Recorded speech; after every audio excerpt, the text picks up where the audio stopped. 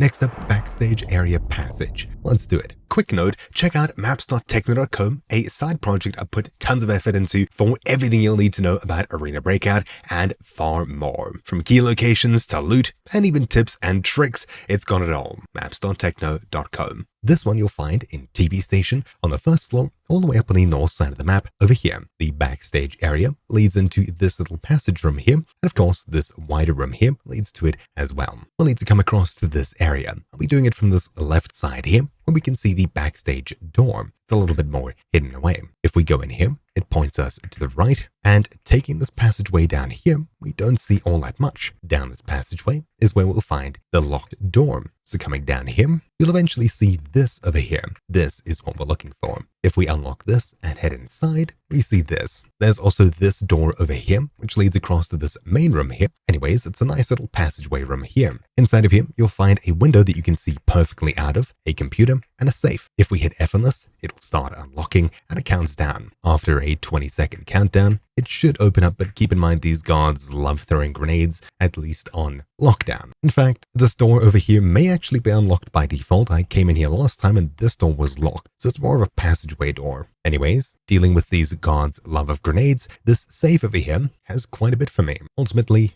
really good. I was going to say not too good, but hey, we just scored hugely. So this is more of a passageway key than a loot room key. It'll get you from this main area here to this backstage area. This little door here is just a passageway, and that's pretty much it. This key is pretty much useless unless you just want quick passage. Searching the computer here, just for the sake of completeness, this is what we get in it. Anyways, hopefully you found this quick video useful. Thank you for watching. My name's been Troubleshoot, and I'll see you all next time. Ciao!